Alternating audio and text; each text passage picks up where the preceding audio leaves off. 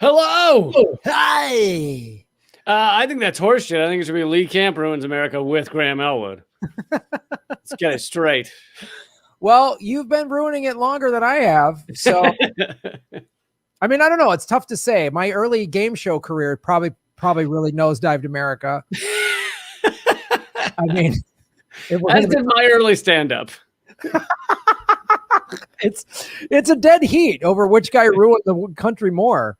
We'll let the viewers decide who's ruining America more, Lee or Graham. Let's get that vote. And the viewers have said with 72%. We should just have a poll. Yeah. Who's ruined America more? What do we get? What's the prize? Which, if the viewers will say whichever one of us is the guy that's ruined the country more. Get a whole box of Graham's used athleisure shirts. Athleisure shirts. I don't know what those are, but they sound great. Are those you haven't heard of athleisure, Graham? You're really out of it, man. Climate cool kind of wicked thing. Athleisure is the hilarious term that's been given to, like, I mean, it's not all women, but it seems to be mostly women that are wearing like workout outfits, but to go like shopping at the grocery store. Oh, okay. So didn't want to take a shower wear. Is that what we're calling it? Just got up. Looking hot as if you just came from the yoga class, but you couldn't be bothered. Right. It's just sort of what the baseball cap is doing, but like head to toe. Whereas my outfits are revolution leisure. You know, you got kind of like your random pockets. I have random straps in case I need to put ammo on something. Yeah. Oh, the pocket makes a reappearance. Come on, the pocket's back, guys. I bought a couple of new shirts over at our good friends at Ross, because I'm living the high life. But I think I already wore them. I have about 5 shirts. I mean, let's be honest, maybe 6. I don't have a lot of shirts to wear for this show. Well, yeah, I mean, you know, with the amount of stuff you try and put in those shoulder pockets, you wear through them. You tear through them. You tear through those shoulder pockets. I was trying to put a pair of shoes in there earlier. It's sad because it's really just him walking around with one small pine cone in the shoulder pocket. A pine cone. Just to feel useful. A pine cone. You know what? I mean, let me grab that pine cone. I know exactly where it's supposed to go. You never know when you might need it. It's the end times, Graham. You might need that pine cone. Folks, for all you survivalists watching, pine cones are an integral part of your post-apocalyptic survival strategy. You never know when you're going to need a pine cone in a weirdly placed pocket. Listen, you got to divert the zombie squirrels when they come after you. This is Government Secrets pre-show banter. Which sometimes we include on the actual podcast and sometimes we don't. Yeah, I always forget to tell the editor. She just figured us out. All right. Do you want to know? Yeah, because there was that one time where it was 3 hours of just chit-chat about how to correctly shave your balls. And we should have told her to pull that out, but I don't know. She might have found it useful. I don't know how things are working, but so to let people know, it's finally happening. We're finally getting to the JFK assassination. Boom! Yeah, we're going to talk about. This is going to be a 3-parter, right? Yeah, I didn't want to. For one thing, I didn't want to just lecture for the full hour of reading from a book. So, we're splitting it up into 3 parts. We're going to do 20 to 30 minutes in the next 3 episodes. And this episode, I'm going to focus specifically on the shots that killed Kennedy and how it's ridiculously obvious that they did not all come from behind him. But we'll get into the other. So for those of you listening, like, but you didn't talk about how Oswald, blah, blah, blah. We'll get into more of that next week and the week after. But we have other stuff on this episode as well. Yeah, we're going to talk about your JFK thing. And then we're going to talk about more evidence about Fred Hampton. Fred Hampton is somebody I'm sure you've talked about on Redacted. I've talked about it on my show, Political Vigilante. And we're going to go a little deeper on Fred Hampton, on how he was assassinated. So this is a big assassination week right here. It is assassination week. But before we get into that, I mean, let's just talk about how exciting this inauguration is and the new Biden administration. And oh my God, Eleanor Goldfield called it Operation Peaceful Transition, because DC's just been a fucking military war zone. We walked down there. You can't get anywhere near it. They have literally put up giant metal gates around the entire Capitol / White House area. Wow. Now, on Inauguration Day, was there any protesters? Were there anybody out there celebrate? I mean, like, what was the...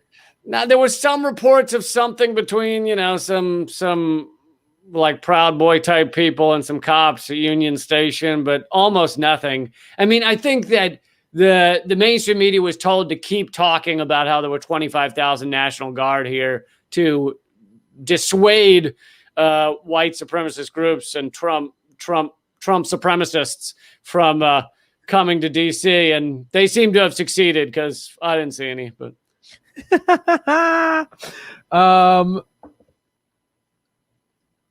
hold on, sorry.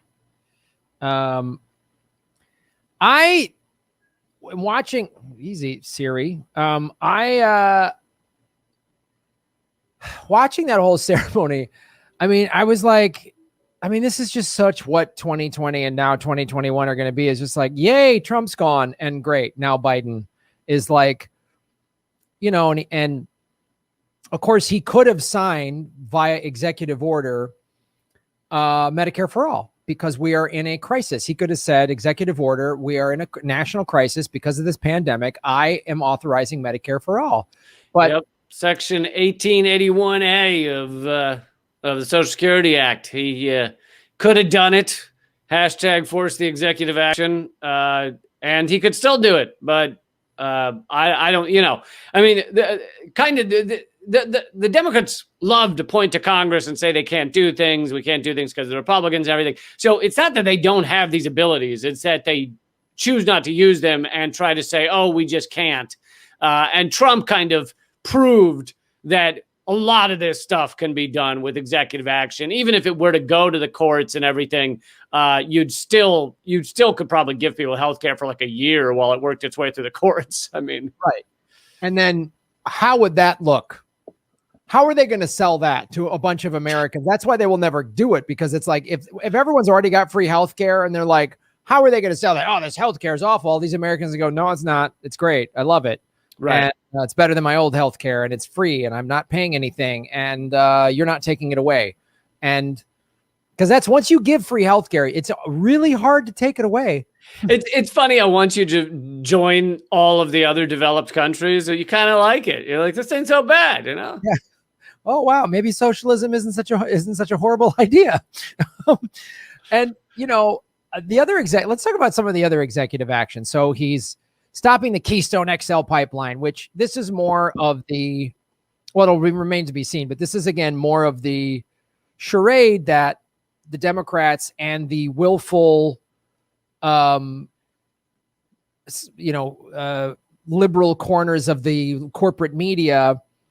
It's like Obama shut down the XL pipeline, and it's like, he shut it down, but left it open to be reopened. I mean, he didn't really close it. So it's more of just that like performative acts that the Democratic Party likes to take. And then the media goes along and says it's fine. So it's like, I'm curious to know the specifics of this pipeline and what else is going to be opened up, because we know Obama and Vice President Biden opened up the Arctic to drilling twice. They laid down more pipelines than anybody else. So right. Just to see.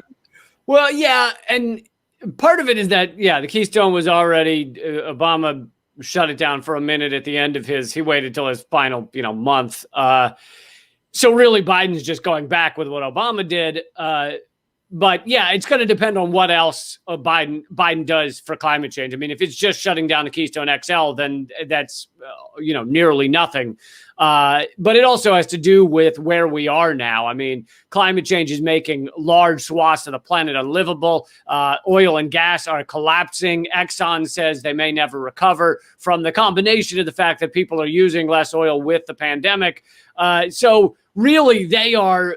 The Democrats like to wait until an industry or a corporation basically no longer owns them. And then they go, we stood up to them. It's like, yeah, you stood up to them as they're collapsing. Well, yeah, it's again, and this is the fear I said during the whole Democratic primary a year and a half ago. I was like, if Biden gets in, he'll just, undo or put back in place the things Trump got rid of. And then everyone will go back to brunch. So it's like, we're back in the Paris Accord. We shut down the XL pipeline. Oh, wow. That's not enough. That's what the Paris Accord. You know how important the Paris Accords are? Look at all the countries that have stayed in it. Have they solved climate change? No. They've done fuck all, because the Paris Climate Accords have no teeth. They don't actually, enforce anything. And that's why you had big banks and oil companies, toasting champagne glasses when it was signed. Yeah. And, Biden said no Green New Deal. He looked in the camera and said, I'm not going to ban fracking. So this is just more, and this will put the dummy liberals. The liberals are the dumbest people. They're dumber than MAGA. Because they will go, yay, we did it. We got rid of big bad Trump. Now we'll go back to brunch. And it's like, oh, yay, you're so stupid. Like, the Paris Accord does nothing. We're still having climate collapse. Like, there's already people in Florida. Literally, I saw this story that there's some neighborhoods in Little Havana that are on higher ground that are now being gentrified because the people who have the big beachfront property are like, oh, this is flooding. This is going to be underwater soon. So we're pushing out working class people of color in a neighborhood to take their land. And so Florida's going to be underwater, but Biden, we're in the Paris Accord. Oh, okay. Awesome. It's just it's more of these Democratic half measures that they'll scream as these big wins, and dipshit liberals, most of them our generation is pretty stupid with the liberals. The liberal Gen Xer are pretty dumb. And the Paris Accord would be more useful if they took it all, printed it out, shredded it, and then stacked the bags on the edge of Florida to stop the water from coming in. I think then it might be useful. Well, that is actual. Now that I'm on board with. That's a practical use of the Paris Accord. Yeah. Print it up and all the idiot countries and liar politicians' names and shred it and put it in plastic bag. Now we're getting somewhere with the Paris. Getting somewhere, yeah. This is the kind of real change I like, Lee. These are the kind of big actions. Yeah, that's why they call me the idea man. Yeah. A thought leader. We're thought leaders, Graham. Lee Camp, thought leader. Because the shredding the bag thing is a long-term solution, without a doubt. I mean, that is the kind of change we're going to see. And of course now, Biden, I'm giving people $2,000 the minute I get in office. Well, now it's $14,000. Well, we're pushing it to March. Well, it might be more like April, but you'll get it. 1,400. 1,400. Yeah, 1,400. And now they're talking about we might not get it until April. And my favorite of the magically shrinking promises is we're going to get rid of $50,000 of student loan debt. Well, $25,000. Well, $10,000. Well, now I think that I read they're down to just we're stopping interest on student loans for now. Again, another thing could be done by executive action. 85% of student loans are federally backed, meaning the federal government, the president, could just say, we forgive them, and it's gone. It doesn't need to go to Congress. It doesn't need any sort of budget approval because it's not tax revenue. So it's just gone. And it's not going to do that. And then idiot liberals are going to go, yay, we did it. We cut the interest rate on student loans down by 1/3 of a 1/4 of a percent. So yay, we made everything better. So it'll be, I mean, and then this, okay, so where else do we begin on the idiot plans of Oh, Biden? how about the militarism with he's already said he's going to send troops back to Iraq to stop to clamp down on terror in the region. And it's like, who do you think creates the most terror in that region? I think they go by the name U.S. military. And again, dipshit vote any blue will do liberals will go, yay, better than Trump. So you're in favor of war? You're just anything that's different than what Trump did, you're in favor of it. Like if Biden said now it's time to start, slapping puppies. We like, oh, thank God Trump was letting these puppies run wild. Like they're so dumb. And it's like I can't fathom how stupid this country is. Or Biden would come into office with the promise that he's going to stop all puppy slapping. And then he's like, well, you need to you can only use 3 fingers on the slap instead of a full 5. And then, okay, 4 fingers, but you can't go all the way back. You gotta, I mean, it's just your dominant hand. Like it's got to be the other one, like whatever. Then there's this is the Democrats love doing this. Well, let's sign a deal. So we're going to be nice to Mitch McConnell. When Republicans get in power, they're like, no, we're not working with you. Suck it. We have power now. Eat it. And the Democrats are going to allow Mitch McConnell to filibuster because they need that, because right now they have no excuses. The Democrats have the House, the Senate, and the White House, and there's no excuses. They can pass whatever they want. But they need that, like, oh, Mitch McConnell's gumming up the works again. No, you mean like the first 2 years of Obama when he could have passed all of this stuff and didn't? And then again, dipshit vote any blue will do liberals will believe anything because they're just as stupid as MAGA, if not dumber. MAGA's pretty stupid. I just want to be fair. This show's all about fair. MAGA, you're an idiot. If you're MAGA, you're dumb. And if you're blue MAGA, you're really dumb. Yeah, blue anon is a real problem. Blue anon is a real problem. Yeah, QAnon, you've been drinking Kool-Aid because you're probably not gifted intellectually, and then blue MAGA, you've got a college degree from some stupid college, and you live in a city full of liberals, and you've never worked a real day in your life, and you don't know what. And you call them flyover states because you're scared of people, and you're dumb. Anyway, great stuff. America's going to be amazing. I'm excited about the next 4 years. It's so it's amazing to me, and all these believe all people I've seen, like notable comedians and celebrities who 2-3 years ago were all Me Too, believe all women, and are now cheering Joe Biden, believe all women, but not Tara Reid. She doesn't. Right. So, believe all women except the 15 that have accused Biden of some kind of touching that made them thoroughly uncomfortable. We're not going to believe those women. Right. Because and the women that accused Bill Clinton, I don't know if we're going to believe them, especially when Bill Clinton's lawyer, Hillary, went after those women in the 80s and 90s. So it's real good stuff. Anyway, I'm excited about these next 4 years. I have a lot of faith in America. And that's why I do this show. Oh, the other thing. So 100 million vaccines in 100 days, which I would love to see happen. And they're like, he's going to need to do 1 million vaccines a day. Well, kids, he's already he's been in office 2 days now.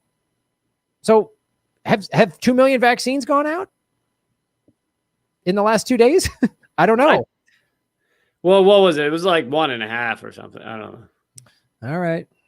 I mean, it's going to take some time. If he is changing anything from the way Trump had things running, it's going to take a day or two to make the switch. But you're right that apparently, according to the people that know more about this than I do, that 100 million is kind of shooting low. That other countries per capita are doing far better than that. Well, that's not shocking that America is woefully behind. The only thing we're ahead in is infant mortality, gun shooting, childhood obesity, shitheadedness. Aren't we number one in shitheadedness? I don't know. I haven't checked the news. I think we are. People in prison, definitely ahead in that. Winning that one. Bombs dropped per minute. That's a good one. BPM. It's BPM. BPM. Another thing Biden didn't stop doing when he took all office. He didn't stop the bombing. No, the military machinery pretty much runs as is, no matter who's in the White House. So. Right. No matter who's in the White House, which is fantastic. So speaking of, how did we get here? How is our government so bad? What happened? How come there's no true visionaries as president? Right. And maybe this ties into the JFK assassination. The guy who said he was going to break up the CIA into 1,000 pieces and scatter it into the dust. That guy? Yeah. I think that the moment he was shot was about the time the CIA said, you know what? This is actually our country. This is not whoever you elect into that office. Yep.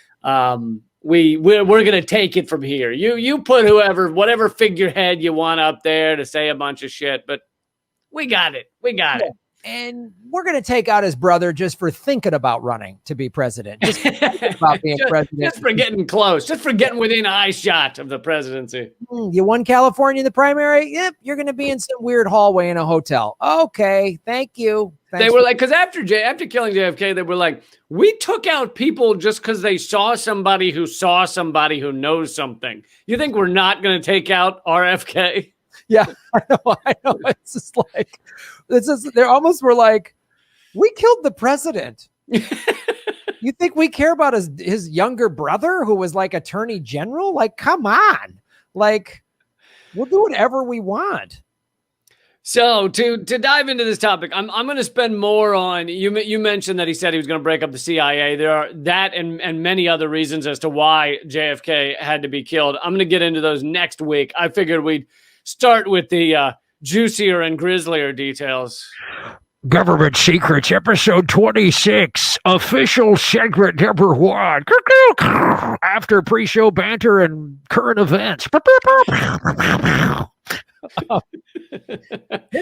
like whenever the game show voice guy has to pause to think about what it's coming next. It's just sort of winging it. Yeah. All right, stick around for, I think, commercials. Stick around for filling time while I figure out what you're sticking around for, JFK. I'm going to slow down words to kill time because we're vamping on Government Secrets, brought to you by the CIA and Michael Winslow. Yeah, and the guy from Police Academy who made a bunch of noises. The sound effects guy. Okay, so because I'm not, I know that, we're going to do this over 3 episodes. I know we can't get into every detail of the JFK assassination. It would take fucking years. I'm going mostly off of, this is a great book called JFK and let's see here, and the Unspeakable. Everybody should check it out. But I'm going to focus on kind of little portions of kind of the things that were most, excuse the pun, mind-blowing to me. And also even if you don't know anything else that happened, you don't know any of the names, outside of JFK or Jackie or something, but you don't really know what happened. If you just know these couple little things, it's impossible to ever go back and say that, oh yeah, it was Oswald, one dude shot from a book depository. That's it. So I'm kind of giving you the pieces that make it just impossible for it to have just been Oswald, although later I'll get into how it wasn't Oswald at all, maybe next week. But for this week, we're going to focus on the fact that pretty much, even if you've never read any of this shit, you never studied it or anything, you know the basics, which is we are told JFK coming down the road with Jackie in the car. Obviously, there's other security and stuff, guys on motorcycles, open roof car, and he is shot, and we're told he's shot from the back multiple times, coming from the book depository. And so that means every shot had to have entered him and entered his head from the back, because they had already passed the book depository. Okay. And when I think of this moment, the JFK assassination, I always picture, and don't put it up just yet, Graham, and we're going to put it up in a second, but I always picture the shot of Jackie Onassis climbing onto the back of the car. This is immediately after JFK has been shot. And we're told that she was reaching to help the Secret Service man onto the car to protect her and John F. Kennedy and help. And so it's this famous shot of her, you know, her husband's just been shot and she's crawling onto the back hood of the car.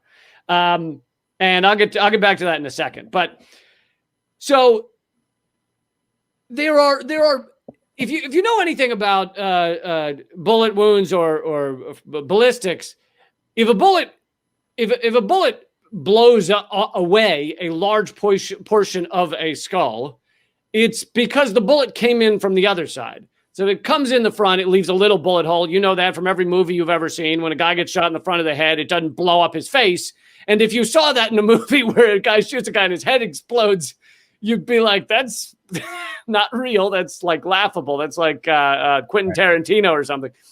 So it makes a bullet hole here. And then if it blows up a large portion, it's out the back, or it could go the other way, coming in from the back and blow out a part in the front. But the front entrance is always a small bullet hole, or the place where the bullet goes in. Could be in the back, but small bullet hole.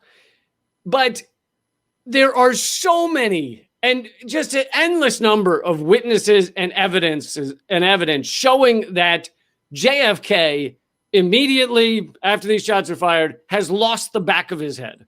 The back of his head is blown off, which could not happen from shots coming from the back. And this is not like, oh, they found one nurse who said she saw it. And so this is like almost the entirety of the witnesses that initially, like if you find their initial statements before they've been pressured and things like that. So even Jackie Kennedy, this is her immediate description, but it wasn't released to the public until 1995. She sees a bullet hit Governor Connolly, who was sitting in the front seat, and also hit her husband. And then a piece of his skull is coming off, she says. And then she's not saying this part, but her instinctive response, immediately after the fatal shot, was to climb onto the trunk of the car to try and get the piece of his skull that has been blown off. Which makes sense that she's not helping a Secret Service man onto the car, because if the person next to you who you care about has just been shot, you don't immediately just like start looking around for go to help the person. And an instinctive thing, it makes sense, is if she's just seen part of his head fly off, she reached to get that piece of his head. And she basically said that later.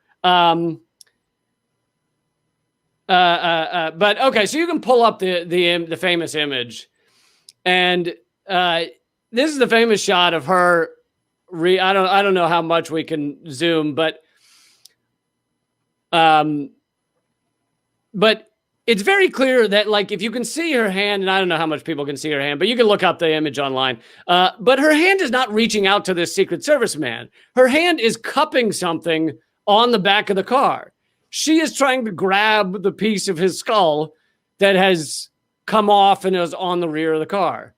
And she says in her statements that weren't released until later. So then she gets back in the seat, and then she says, quote, "I was trying to hold his hair on. From the front, there was nothing," meaning from the front, there was no damage. She says, I suppose there must have been, but she didn't see any damage from the front. But, and this is again her quote, "From the back, you could see, you, meaning she, were trying to hold his hair on, his skull on." So she's saying the back of his skull is missing. And this fits with other things that happened. 21 nurses and doctors that saw him when he arrived at the hospital said the back rear side of his skull was gone. They, and even the main doctor, let's see if I can find the page. But even the main doctor who was there said, initially comes out and says that he was missing the back rear side of his head. Let's see here. 306. So yeah, Dr. Crenshaw is his name. And later he puts out a book about it. He says he noticed a small opening in the throat, which was the bullet. He says it was a bullet entry wound. There was no doubt in my mind. I've seen dozens of them in the emergency room. So it was a bullet entry wound in the front. The right rear of Kennedy's brain was gone. He said it looked like a crater, an empty cavity. All I could see there was a mangled, bloody tissue. From the damage I saw, there was no doubt in my mind that the bullet had entered his head through the front. And then 21 fucking witnesses agree that he's missing the back of his head. Now, this is, and in the first press conference. So this is a question from this is the New York Times report of you can pull down the image, Graham. This is the New York Times report of the first press conference by the doctors immediately after Kennedy has been pronounced dead. Question, where was the entrance wound? Perry, one of the other doctors, says there was an entrance wound in the neck. Question, which way was the bullet coming in the neck wound? At him. Perry says it appeared to be coming at him. Question, doctor, describe the entrance wound. You think from the front in the throat. Perry, the wound appeared to be an entrance wound in the front of the throat. Yes, that is correct. So these doctors are then later pressured to say that they did not see Kennedy missing the back of his head, because whoever the people are involved, Secret Service, military, CIA, they know that if it becomes clear that Kennedy was missing the back of his head, then it's impossible for it to have been Oswald. It's impossible for the shooter to have been behind him. And the doctor in 1992, Dr. Crenshaw finally comes forward, and he admits that he was pressured to change his story and say that it wasn't an entrance wound and that the back of the head was gone. And he also says that I knew that if these people were willing to kill a president, that they wouldn't have a problem killing a doctor. So a lot of people didn't come forward until the 90s because they really thought they could be killed. But it also brings up the question, like besides the fact that this shows the bullet was coming from the front, every step of the way, you see the government trying to cover something up. And if you were to believe that, okay, well, maybe he was missing the back of his head, but that it doesn't mean Oswald didn't, or whatever, then why would they try and cover everything up? But they were, at every step, they're fucking trying to cover everything up. They refused to allow an autopsy in Texas, which is Texas law. So the Texas doctors tried to stop them from taking the body, but they said, no, we're taking it. And so they took it, they fly it back to Bethesda Naval Hospital. They then do the autopsy there, which in another court proceeding, which is with the lawyer Garrison that's portrayed in Oliver Stone's JFK movie. Another doctor says at the autopsy in Maryland, in Bethesda, he is told not to cut open and examine the throat wound. He's told it's just a tracheotomy, which it clearly wasn't. And they wouldn't allow him to examine it because they don't want him to say, yeah, it's an entrance wound of a bullet that was fired from the front. So that's in the court records, is him saying that he was told during the autopsy not to examine the throat wound. But on top of that, they have to find a way to create an X-ray that doesn't show the back of his head missing. So the body gets back to Bethesda, and then the X-ray is released showing the back of the head there on the X-ray. And so here's the thing, is like, even if you want to be a total, believer of the main story, okay, Oswald did it, then why the fuck would they try and cover up every witness, get everyone to say the back of his head wasn't missing, change the X-ray so that the X-ray showed a back of a head piece? And speaking of the back of the head piece, the fragment from his head may be the same one or it could have split into multiple fragments, but it might have been the same one that Jackie Kennedy was trying to grab in her kind of instinctual response. but a piece of a skull fragment was found the following day in Dealey Plaza. It was found by a kid named William Harper. He takes it to his father, who's a doctor at Methodist Hospital. That doctor then sits down with pathologist Dr. Noteboom, and they agree that it's the lower back part of a human skull. So again, it's the same spot that everyone said was missing from JFK's head. So I'll give one more. I want to clarify here. So there's like, yeah, go ahead. So it's clear that there's two bullet holes. There's one entrance wound in the throat, and then the front one that took out the back of his head. So we got shot in the front, but in the front twice. It seems he got shot in the front twice, I think. Yeah. And it's impossible because the motorcade had already passed by the book depository. The book depositories. If he was here and the book depository was up there, it would have been a shot in the back of the head, and the front would have come off.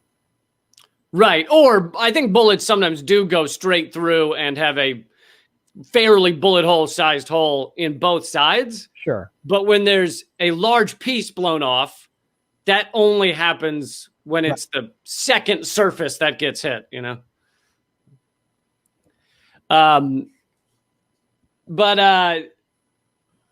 So I want to do one other, I'll wrap it up here in a minute, but I want to do one other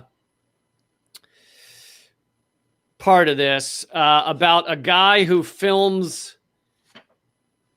Oh, and by the way, I didn't get to, so they released this x-ray showing him having the back of his head, which clearly had to be fabricated. And when the x-ray was examined with something that examines light density, it shows that the densities are all off. They don't correspond, meaning that these are different x-rays that have been pasted together to make it look like there's the back of a skull there, which is a level of cover-up. You're like, they would only go to that much trouble if it was something very extreme they were trying to cover up. So let's see. So there's this guy, he's a naval officer, and he's with their audio visual department, and he gets a call when the body's brought to Bethesda Naval Hospital. And his name is Lieutenant Commander William Pitzer. And so Pitzer is told to come in and film the proceedings. So he goes in to the Naval Hospital and films the president's autopsy. And he has still images as well. And so he films the body of the president. He sees that it's missing the back rear side of the head, same as Jackie Kennedy said. Same as, and I don't think I quoted him, but the agent that famous image of her reaching out, the agent that climbed onto the back of the car, in his initial statements, he says that she instinctually was reaching for a piece of his skull to put it back. So even he says she wasn't reaching her hand out to pull him onto the car, which to me that was kind of like a mind expanding moment, because I was like, God, this image that I've grown up with, that like when I picture the Kennedy assassination, I picture her helping this guy onto the car, and that's not what the fuck was happening. Okay, so this guy Pitzer goes in, he films the autopsy. Now he's with the naval. He's in the Navy for a couple more years after he films the autopsy. The autopsy shows him missing the back rear of his skull. And I think there's important, before I explain what ends up happening, there's an important fact to this. You might, nowadays we think if someone has information, like this guy's just filmed the autopsy of the president, we believe like that information could be around the world instantaneously. But that's not how it was then. How it was then, unless you had access to a big form of communication like a major TV network, or at least a radio network with a large area, you couldn't get information out to that many people at once. Right. Like if this guy were to begin telling everyone, I saw it, the president was missing the back side of his head, they could stop him after he's told 10 people or 20 people or whatever. unless he gets to a big news network. So this guy goes for a couple of years still in the Navy, and then he's about to retire from the Navy. And right before he retires from the Navy, he is shot to death in 1966. His body discovered on the floor of the TV production studio of the National Naval Medical Center, his work area. And the Navy rules that Pitzer had committed suicide, even though none of his family believes that or anything else. So why was he leaving the Navy? Why was he retiring the Navy? Well, he was retiring the Navy. This is from Dennis David, his longtime friend and someone who knew him well, who had seen the footage. David says, quote, he had some very lucrative offers from a couple of national networks like ABC, CBS to go and work for them. And David believes the offers were connected to Pitzer's assassination film. So it makes sense that why would they not? Some people might ask, well, if they were going to kill him, wouldn't they have just killed him immediately after he took the footage when they realized that it was important? But they wouldn't have thought there was a risk really until this guy's about to retire and go join a TV network. So his film has never been found, although other people have seen it, like this Dennis David guy. Anyway, years go by. 1995 comes around, and the man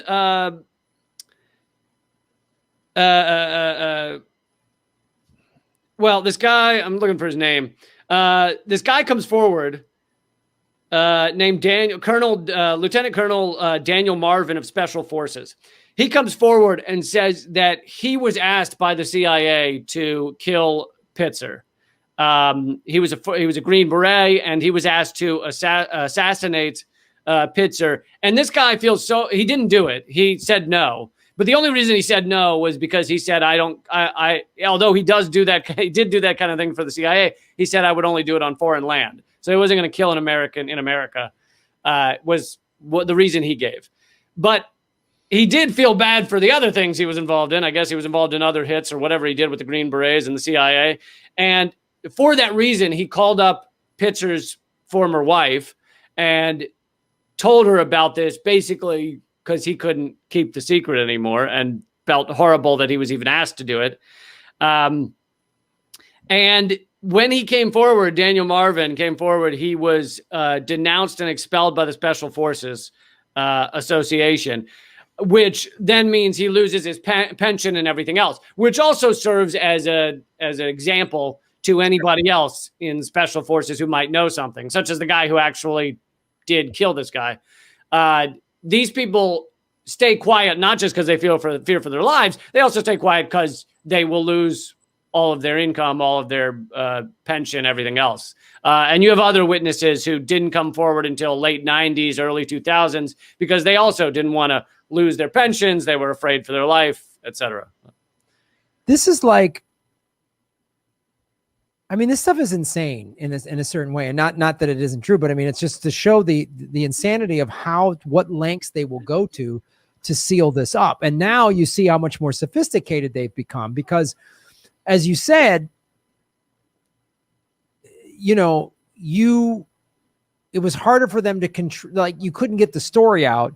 So it's actually in some ways easier for them to kind of control the narrative in a sense of they can just, doctor this now. And you also see how they went, we just need to control every aspect so that we can now they control the whole narrative from the moment it gets out on social media, and if there is some random person with a camera phone that puts some footage out there, they just refute it.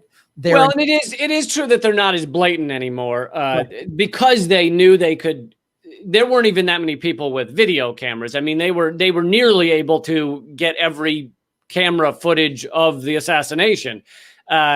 Now they know that they're in a time when everybody has a camera, there's CCTV everywhere. And so they wouldn't just, shoot a president in broad daylight anymore. They they have other tactics that. Well, they never right. I mean, and as we talked about at the beginning of the segment, they will never let somebody like JFK ever become president again, and they haven't. Since that time, there's been nobody. And again, his brother got close. Nope, took him out. And since that time, we've had nothing but deep state puppets. I mean, nothing. Even Carter. I mean, like to a certain extent, and he wasn't a big threat to them. I mean, but he only did one term. And well, then, yeah, he wasn't a huge threat to them at first, and then he slowly became a slightly greater threat, which is why they made sure he didn't get another term. But yeah, and that's they probably thwarted his rescue attempt of the Iranian hostages, because had he rescued them, that rescue attempt had been successful, he would have been reelected in a heartbeat, and they knew it. Well, it became clear after Reagan was elected that he had spoke to Iran and basically made sure they kept the hostages until he was elected. Yeah. Yeah. I mean, it was like, I mean, and you see now that we've had nothing but willful puppets, and all of the people in all the positions, the key positions of power, not just the presidency, but the Senate and the House and the cabinet and, you know, the attorney general and the media, of course, this will never be. I mean, this was the most talked about conspiracy for immediately following it, but for years, I mean, there was all kinds of people talking about it. And so it was I think that's partially why they stopped with the blatant stuff. Also video cameras became more prevalent, but I think that talking about what happened to JFK has become such a massive national conversation, and the efforts they've had to go to just shut down that conversation have been immense. And so it's like they can have more success sidelining people without shooting them. Right. So, you know, there was a brief window where it was like let's and you know, we're maybe about to talk about Fred Hampton here in a second, that there was a brief window of about 20 to 30 years, although I'm sure before that it was probably even easier to kill people, but 20, 30 years where it was like they knew they could shoot someone like MLK and not have that much to clean up. It wasn't that tough for them to clean it up and to make it questionable enough and control the narrative enough that even if some people doubted it, it wouldn't be enough to risk their power, you know? Yeah, but exactly. And this big gesture of giving a president getting assassinated, there's too many questions. So now they do character assassinations. They never let anybody get close enough that might be a threat to them. They subvert them before they ever get close, or there's some crazy story planted about somebody, or, I mean, like Bernie, for example, he was never going to get in the White House. They were never going to let him. They did everything they could. Right. And, you know, maybe he was threatened. Maybe that was always my question, why he quit so quickly last March. He just was like, oh, I'm done. My good friend Joe Biden. It was like, what did they threaten him with? And yeah, and you see that. That's why anybody, I mean, if somebody had, you know, some evidence that JFK Jr.'s plane went down in nefarious conditions, I would be open to the fact, because they just know they saw the power of the Kennedy name. I mean, that's why they, you know, made sure. And nowadays, rather than shooting people where there's, you know, that there can be a lot of talk about who the shooter was and where the bullets came from and stuff like that. Nowadays, or, you know, since then, it's been more like planes going down, because then it's like, how do you how do you ever doubt? You can't really, there's no evidence to show, there's no video of it. There's no, or another example someone I think was almost definitely taken out is Michael Hastings, where his car, which, you know, we know that these type of cars can be hacked and then sped up to hundreds of miles an hour, in which case you're basically going to crash. But this is a reporter who had revealed everything about General Petraeus. He then emailed wherever he was, Buzzkill or BuzzFeed or one of those. There's his final email to them is, I'm on to something big. If the FBI shows up to the offices, say you want a lawyer, I'll be off the grid for a few days. His car in LA, this is 10 years ago, 8 years ago, explodes in a fiery ball after running into a tree. And this is in like 2 a.m. or something. And, that would be, if they were going to take someone out, that would be how they would do it now. They're generally, they think, I think most of the time shooting people is just, it raises too many questions. Yeah. So they do. Yeah, exactly. You make up a great point. Sharina Shim, right? She uncovered that the United States was taking, basically ISIS and Al-Qaeda troops through American bases through Turkey. She revealed that, she had a mysterious car accident. She has a car accident in Turkey. 2 ambulances show up. The one that picked her up took her to a hospital way, way far away. So, and she was dead on arrival. Like, I mean, this kind of stuff, this is how it happens. Like now you can ask questions. Seth Rich. Oh, he was mugged. And if you ask questions, you're a conspiracy theorist just for asking the question about Seth Rich. I mean, I also love the term conspiracy theorist because it's like, what the fuck did the media do for 4 years with the Russia collusion thing? That was the craziest conspiracy theory I've ever seen, and they did it for 4 straight years, and now they want to call other people conspiracy theorists. Oh, it's insane. And they're trying to like blame everything that happened at the Capitol on Fox News. It's like, wait a minute. If you're going to say the election and, Trump was cheated by Biden cheated Trump in this election, if that's a conspiracy theory, then what, again, like you said, you pushed Russiagate for 4 years and it's been roundly debunked. So you helped create this environment where nobody trusts any election, because when Hillary lost because she ran a horrible campaign and people hate the Clintons, she couldn't take responsibility because, like all narcissists, people with narcissistic personality disorders like Trump and the Clintons, they can never admit they're wrong. So they always have to blame other people, which is like that. And my favorite thing to point to as the proof that they were just looking for someone to blame was, a lot of people forget, who did they blame her election loss on for roughly 1 week before they realized it was a bad idea? They blamed it on Comey and the FBI. They blamed it on Comey reopening the investigation on Hillary. And I don't know, like 5 days in, they were like, oh, perhaps the Democratic Party going up against the FBI right now is not the best idea. Let's blame it on Russia. And suddenly Comey became this national hero, and Russia was the ones that hacked the election. And I was like, well, that's funny, because for 5 days you said Comey was the one who costed the election. Yeah, I know. And then they liked Comey when then Comey opened up an investigation about Trump or what. Then when he was on Stephen Colbert, everybody likes him again. I'm like, God, you guys are so stupid. You'll just believe any dumb crap. If Stephen Colbert likes him, then I guess I like him. Hillary did. Oh, I don't like him. I'm so dumb. I can't think for myself. That's why I'm still using Facebook. I'm a stupid Gen Xer. Anyway, I'm a little hard on my own generation. But speaking of that, everybody can follow me at facebook.com/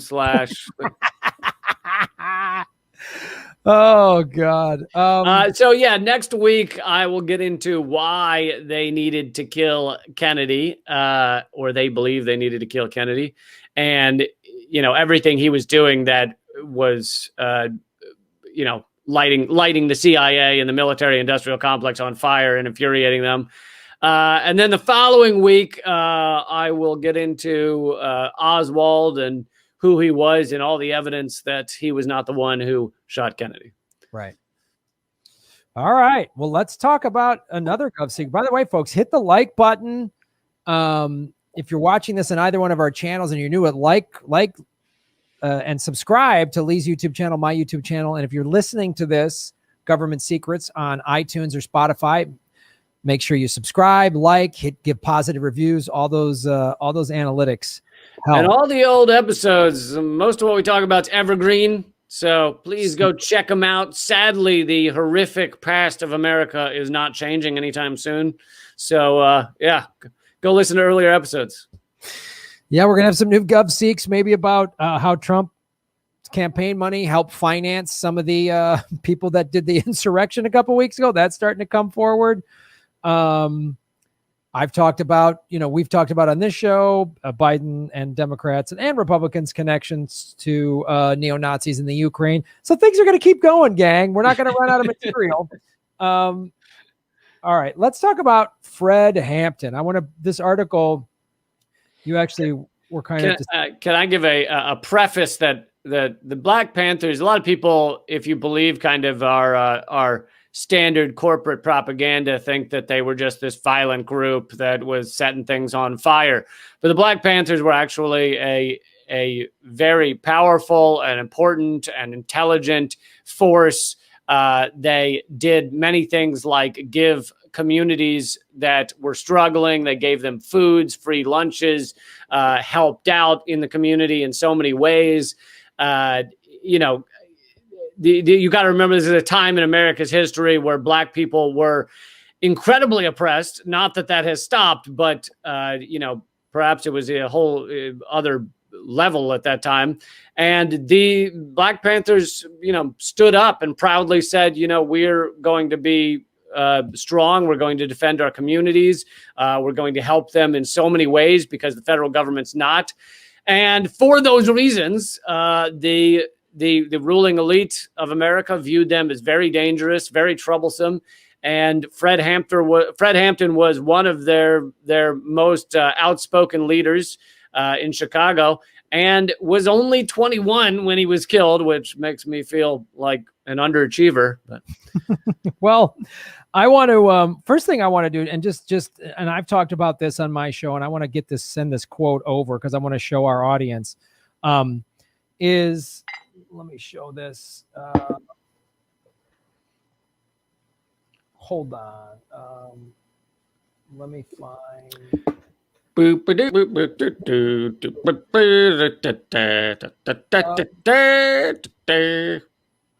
So I just want to put this up real quick because I want to show everybody this quote by Fred Hampton just to give you an idea. So Fred Hampton,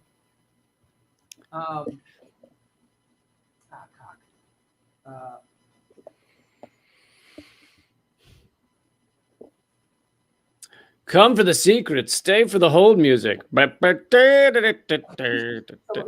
on. Let me. I'm doing. How do I do this? Share screen. All right. Here we go.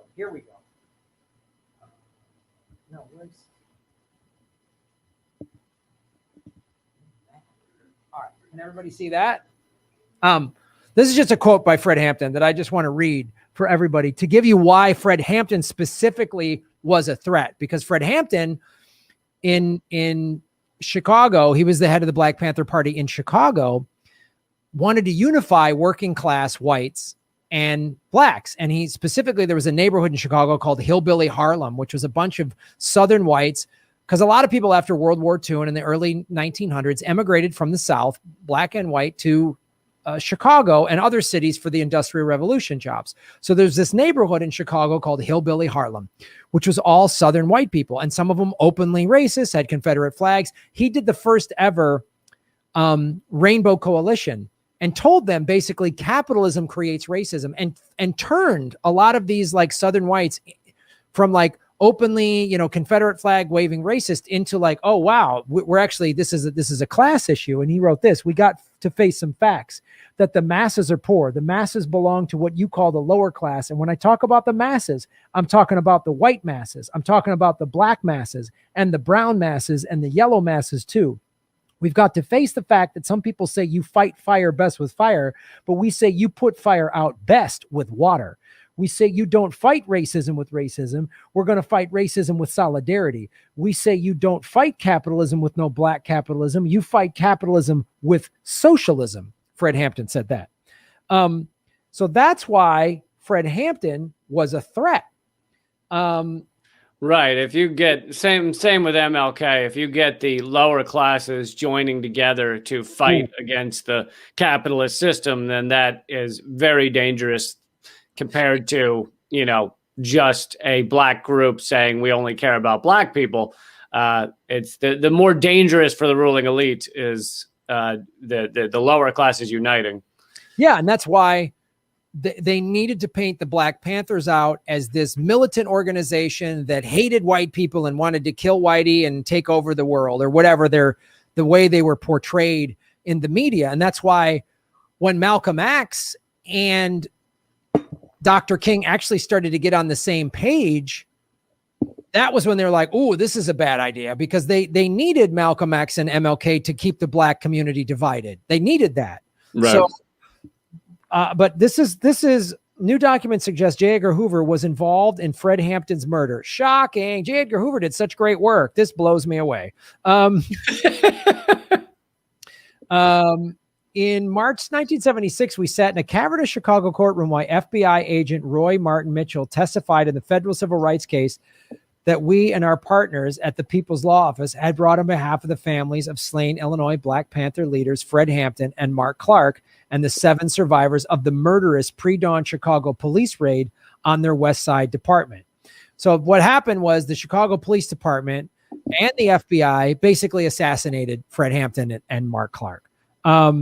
So what happened here, this is the documents got released, and this was part of. And let me just say, I think before you get to that, they came into Fred Hampton's house where he was staying with several other people, and a storm of cops came in and just rained bullets down. Yeah. So like, I think he was sleeping at the time. I think he was shot something like 90 times. I mean, it was just all out warfare on a 21-year-old asleep in his bed. Yeah. And they of course claim, we had no choice, right. We had to, they were the Black Panther because he was sleeping in an aggressive stance, very aggressive sleeping. I mean, snoring loudly. That's an act of violence. Right. But no. And because they did this good job of painting the Black Panthers in the media and keeping white America scared, the Black Panthers are coming.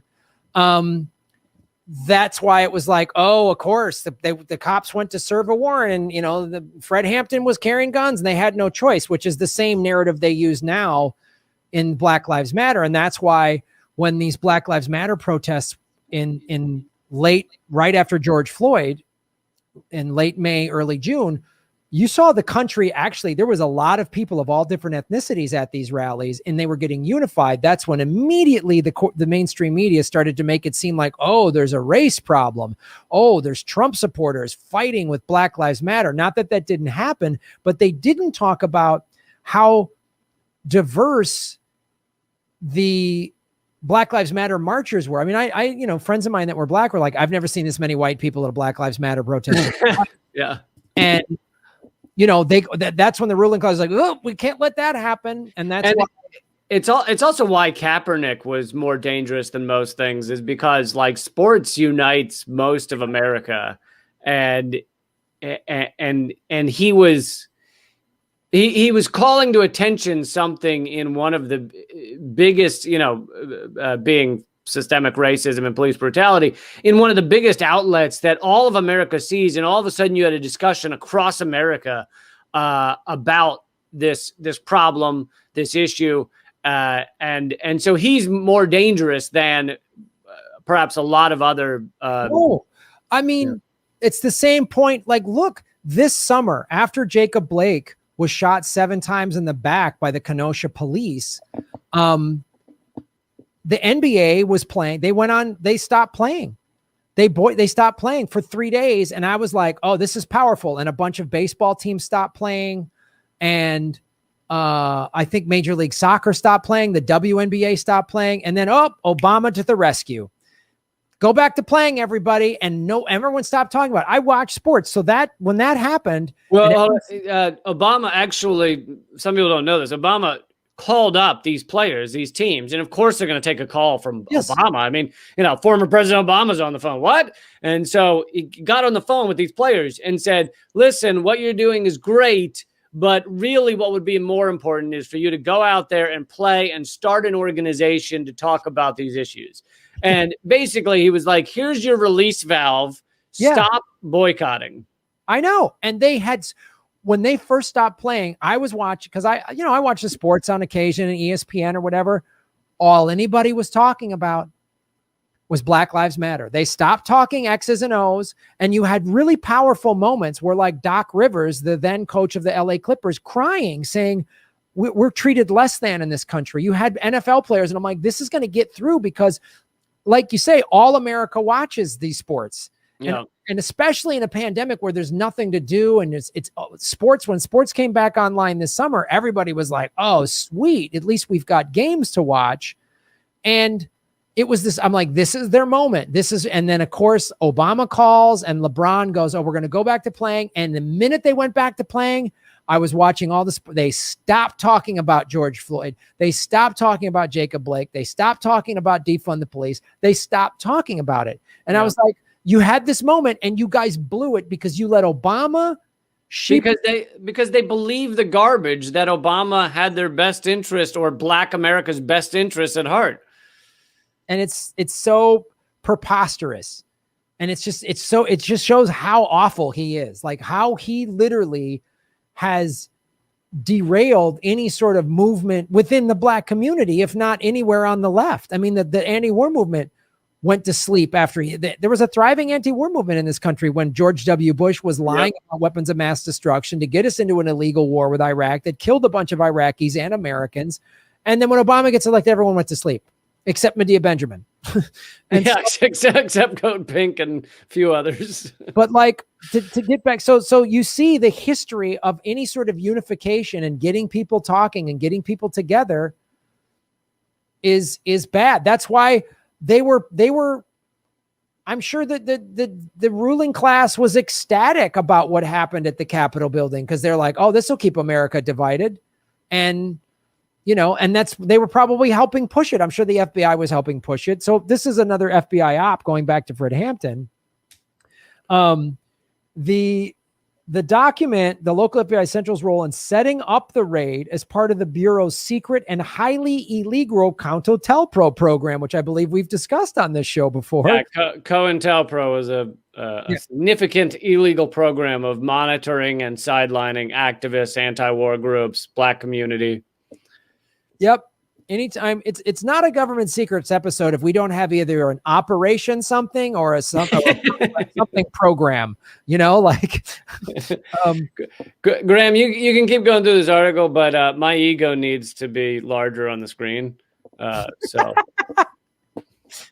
all right, we'll take care of the photo of your ego in a sec.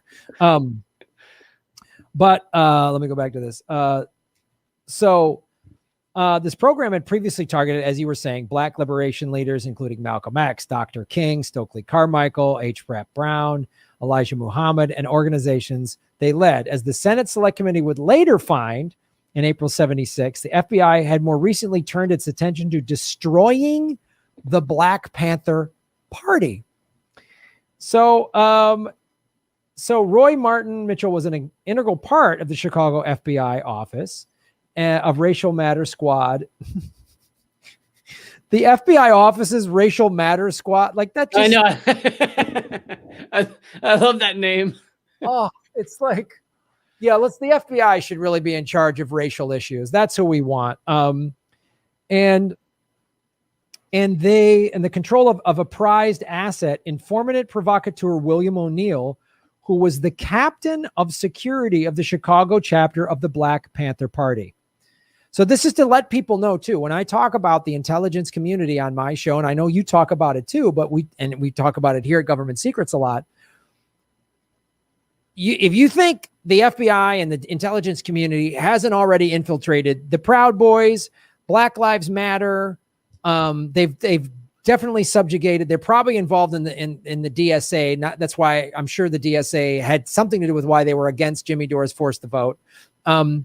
The Green Party, they've done a good job of dismantling them. And the People's Party, which I'm very excited about it. But hey, Nick Brown, if you're watching this, be careful, because if you get any sort of power or unity, the FBI is going to have people showing up always like, oh, I'm the biggest advocate of your cause. They always show up that way. I'm the biggest advocate of your cause. And then they're either leaking information or they subvert, or there's some weird fight. Yeah, you remember the Venezuelan embassy protective? They did their best to infiltrate that as well. We now know. So. Right. Of course. Yeah, and it depends on, what the movement is or what the action is or whatever. Sometimes all they're doing is monitoring. Sometimes it's just a matter of we're going to report everything back to the police, to the FBI, what have you.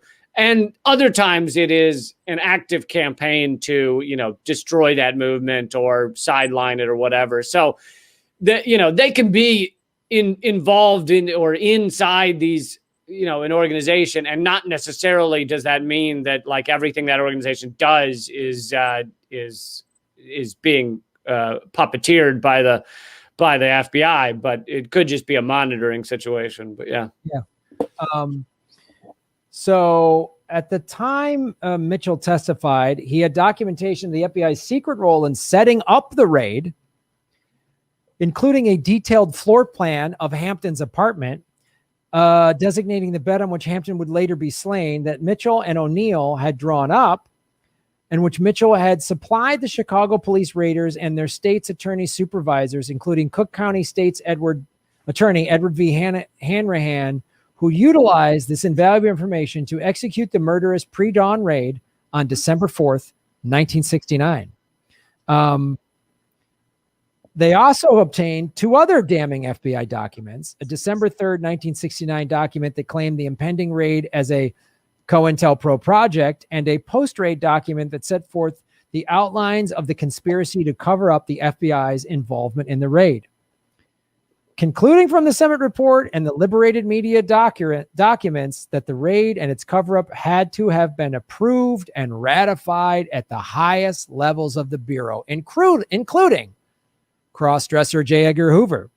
And I think later in that article, it talks about how in the newer documents, we now have like thank you notes and thank you reward money to $200 or whatever of reward money given to what was his name, Michaels or whatever, by Hoover, basically saying thank you for your work in providing the things like the floor plan of the house for the raid.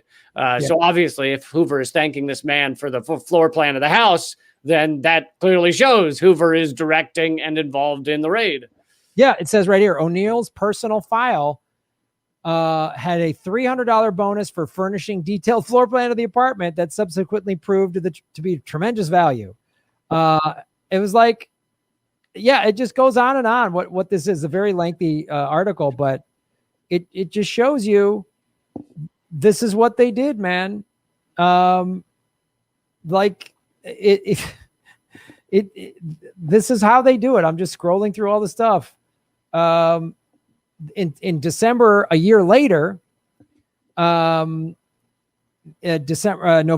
6, 1970, Hoover provided Mitchell with another $200 incentive award for his handling of O'Neill, stating the manner in which you have developed and handled a source of information of great importance to the Bureau in the racial field is certainly commendable.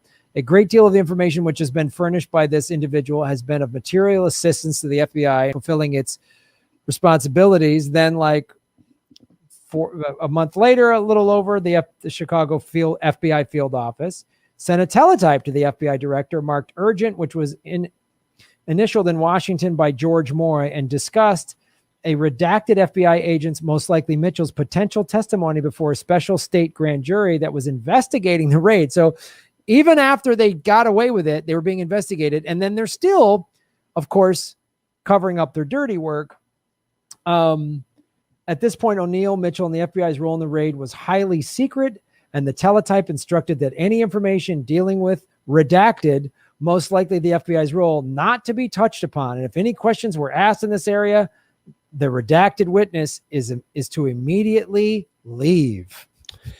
And this also goes to show, like, they were willing to assassinate people that were not as high level as like the president or MLK.